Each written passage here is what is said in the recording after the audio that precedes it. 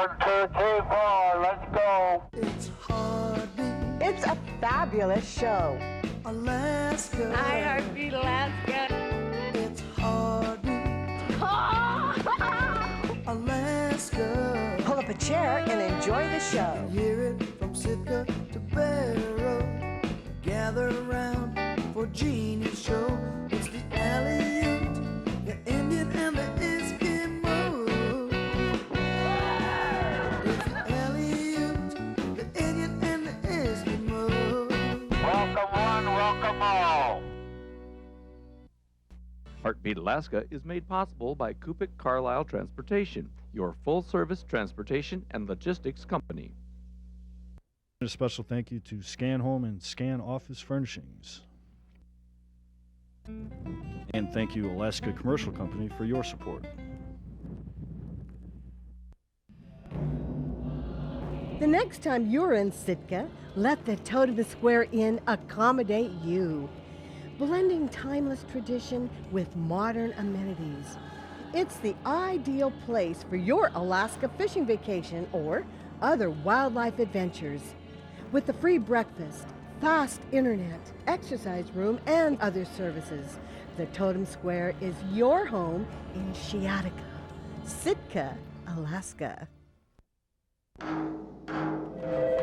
Hello, it's Indian's Kitchen. May I take your order? You guys want a pizza? Yeah! Okay. This dough is made fresh every day. This is something that I enjoy. Just dealing with people and getting to know them and seeing them leave here happy. This is a real spicy Philly right there. It's called a Mexican Philly. Here's your pizza. What's in it? Reindeer sausage. Fast, free delivery. Pizza, subs, and Phillies.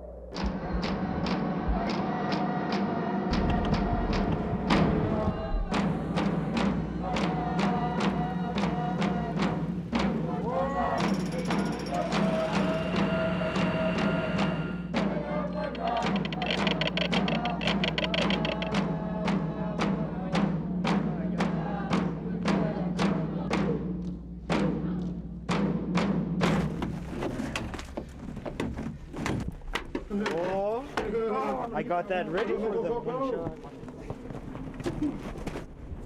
Okay, it's better. Lick sick, wait, this one's smaller. You guys need it? Coming up. For thousands of years, generations of Inupiat have lived their way of life and passed it down to their children. You have to see the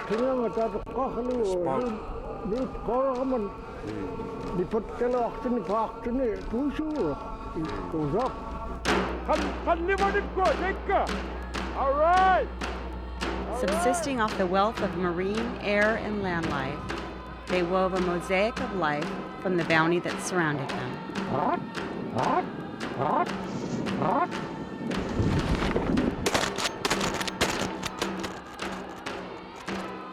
Everything they used, they took in moderation, and everything they took, they shared amongst themselves.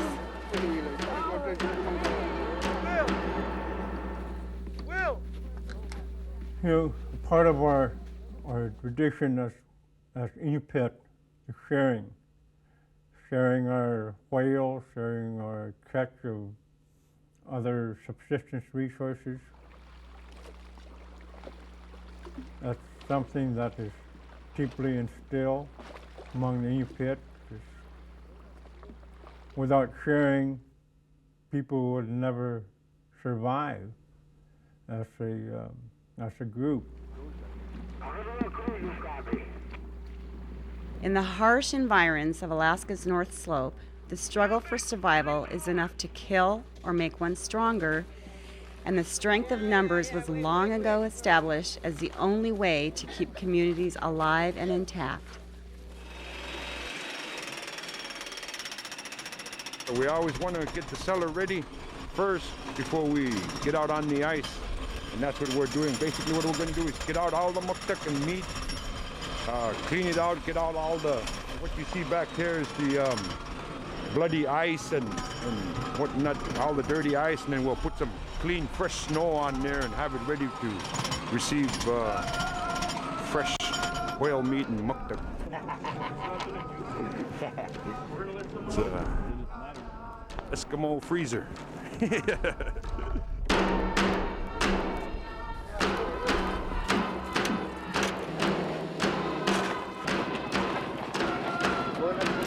Life, 4 letters, just like gold. Fucked up.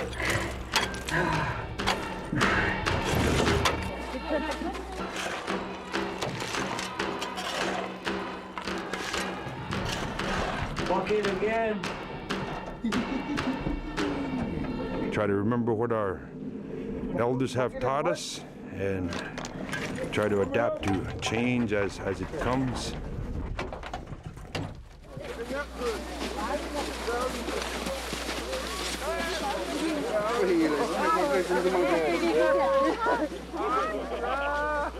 As one of the cornerstones of life on the North Slope, whaling is a prime example of the traditions people here hold dear and the importance they attach to respecting their ancestors' value system. Whales are very much important to our people up here. It's our way of life. It's something we've had that has been passed on to us from generation to generation.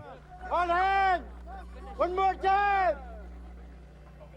It's a sharing of the great animals to all of our friends here and our extended families outside our communities that benefit also from the catch. So whaling is very important to us. Grab a few more, Dad.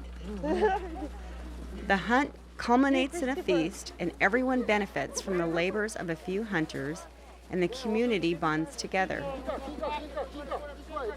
This idyllic existence is beginning to see corporate America's shadow pushed further into its realm day by day, however.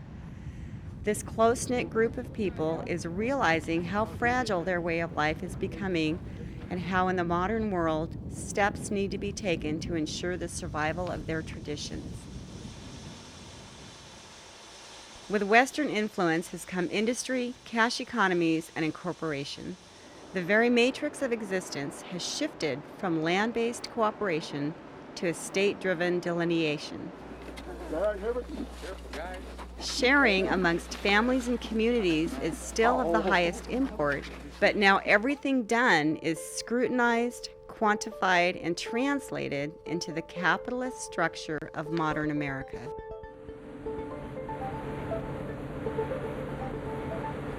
The oil and gas reserves under the North Slope have opened up a line of debate as deep and wide as the mineral deposits themselves. Caretakers of this land, the Inupiat of the North Slope, find themselves making every effort to reconcile the present-day systems of trade and government into their established way of life. When you're looking at the business world and what Congress and the courts have decided about how we treat our assets as a corporation, we have to ensure as stewards of that corporation that we protect the assets for our shareholders. When the U.S. government annexed Alaska in 1867, it divided the land up according to its own formulas and rules. It wasn't until Congress passed the Alaska Native Claims Settlement Act in 1971 that the indigenous people of the state were able to regain stewardship of their lands. They were forced to incorporate themselves in order to deal with modern laws and regulations, forming business structures to manage the land allotted them. This was a time of great political change and restructuring in the United States, and Congress took a new approach than they did in dealing with the lower 48 Native tribes. ANWR was a settlement of Aboriginal title, and with that settlement was a conveyance of land, which is a portion of what each of us as native people asked for, which we said was ours, has never been lost by any treaty, never been given up in any war. Well, ANWR was an experiment of sorts. When the land claims was passed, Congress recognizes that it wanted to do something different besides set up reservations, because reservations had not provided much economic opportunity for tribes. It was land that was held in trust by the federal government and often did not produce good outcomes. And when ANWR was passed, it was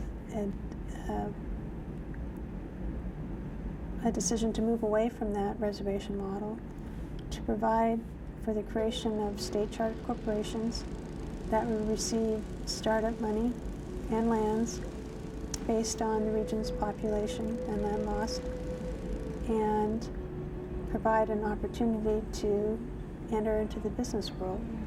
And this was an entirely new system, an entirely new way of life for all the native corporations. ANWR delineated parcels of surface and subsurface lands to each of their village and regional corporations in Alaska. The huge diversity of land formations, ecosystems, and natural resources within the state, however, led to discrepancies in the economic status of various regions. Some areas, while valued highly for traditional use, had little or no commercial value. Others happened to sit atop potential oil reserves or contain forests amenable to timber harvest. So Congress decided to implement a mitigating factor, one designed to even the economic playing field for all the regions. Deep within the lines of text, among the clauses and subclauses, one line was inserted. It was labeled as Provision 7I. 7I refers to a provision in the Alaska Native Land Claims Settlement Act that provided for sharing amongst the regions on resources like oil, gas, coal, timber.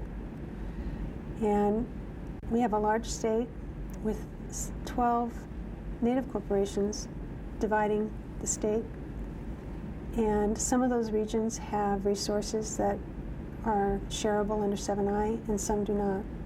So the 7I provision was a method to share amongst all the regions the resources across the state regardless of location.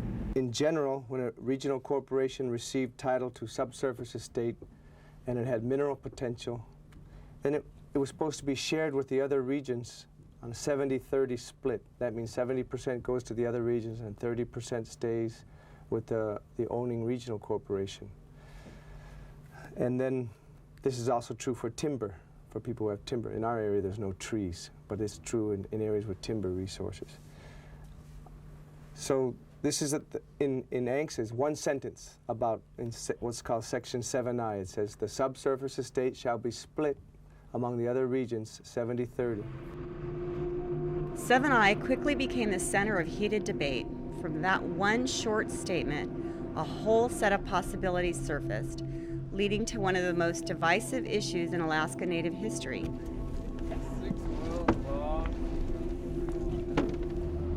It started when the Arctic Slope Regional Corporation began contracting with oil developers, letting them conduct exploration on ASRC's land for a fee. Other corporations wanted that fee to be considered 7I-able. They wanted a piece of that money. ASRC held a different position. Some of the other native regional corporations felt that we should be sharing all of the revenues that we receive from these oil and gas exploration agreements. And we defended the position that we took, and the court decided to appoint a special master to oversee the discussions amongst the Alaska Native regional corporations to determine exactly what resource revenue should be shared amongst all of the regional corporations. We used to call the guy the 500-pound canary that came in and said, you have to come to an agreement of some type. Otherwise, you know, the only ones that were making money were accountants and lawyers that counted the money that was coming in and how to divide it up with the lawyers. We weren't hardly getting anything because it went on for 10 years. So when we were forced to agree, the agreement was probably close to an inch thick. And part of that was they went section by section. In Article 2, Section 6G was the part that where if you trade surface for subsurface, it was not seven-iable because surface is not seven-iable. It's not shareable.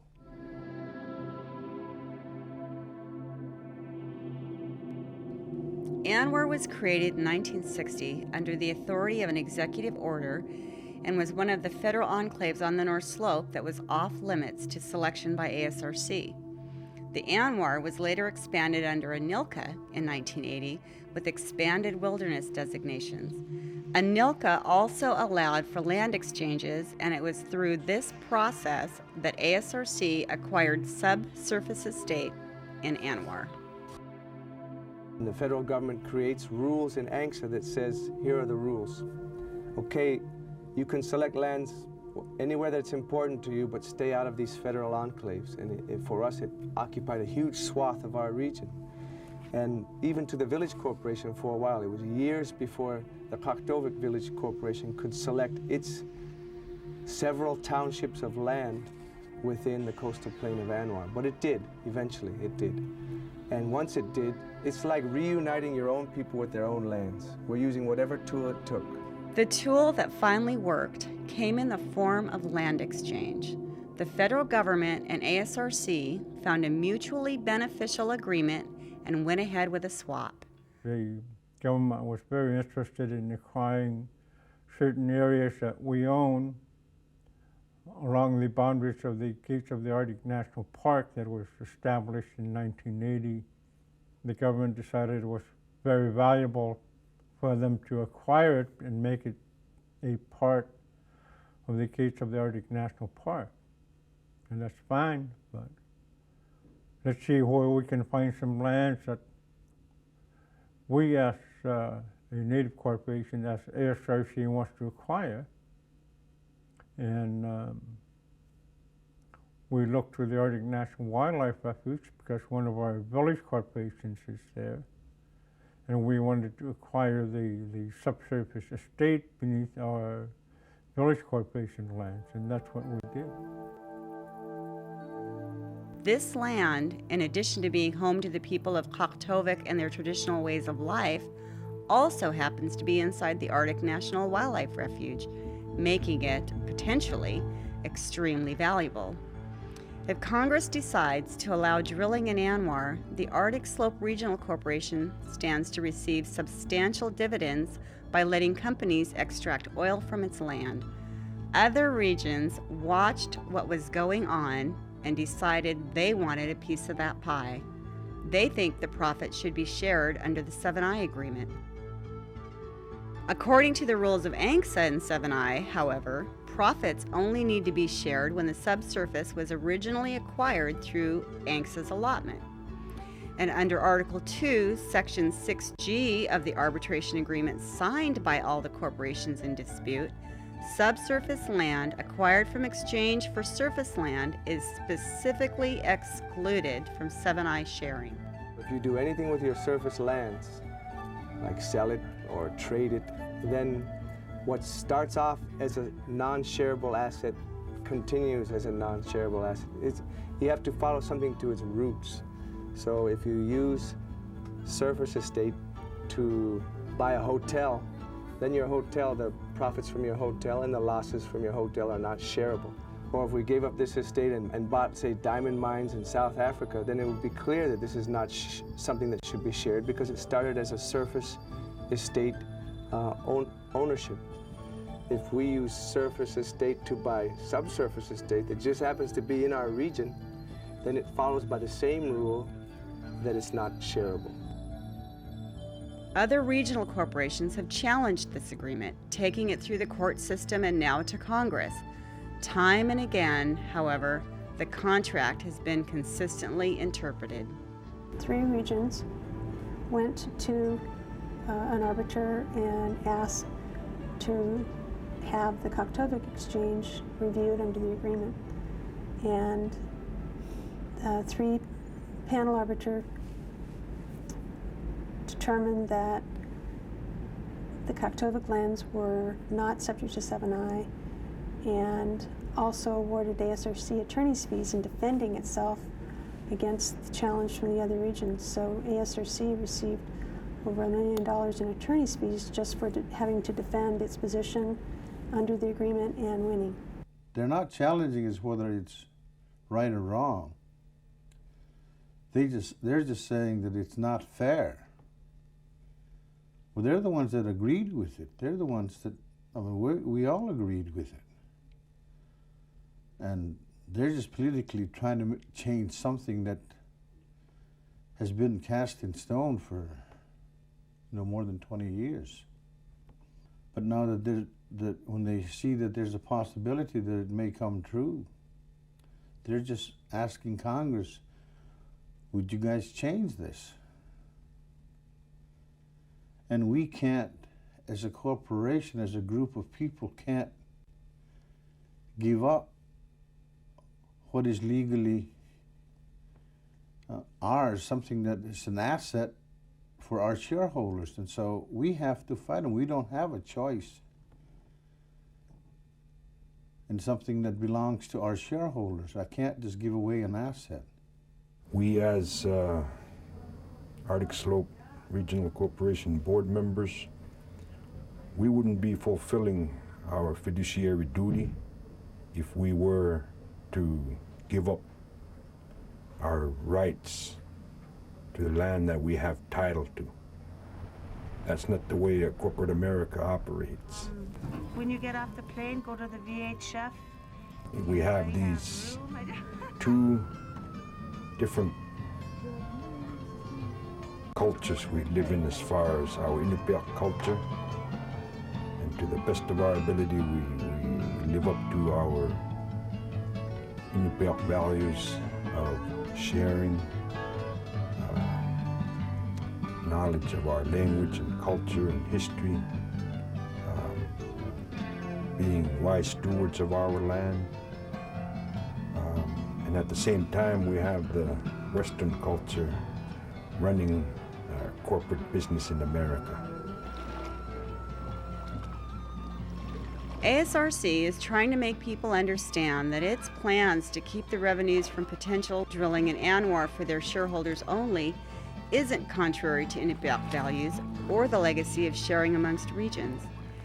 ASRC has distributed more than $150 million from its alpine oil fields and will be sharing revenues from the Chandler Lake site when developed. The ASRC sees the attacks from other corporations as an affront to the true nature of being an Alaska Native. Really, when you look at it from how our ownership evolved, how we became involved, how our business has grown, the things that are important to us are all based on our Inupiat values and our commitment to our shareholders. And when I look at the world from that perspective, it's difficult for me to find the controversy in it. We have distributed 7I revenues to the other regions, and these distributions haven't been challenged. Oftentimes in the past, when regions distributed monies under the 7I agreement, the regions fought back and disagreed with how a region calculated its sharing. And ASRC has not had those challenges. We've been very upfront about our development, about our costs, and about the way we determine the value for the 7I under the 7I agreement, and have had no challenges in the sharing that we have provided to the other regions.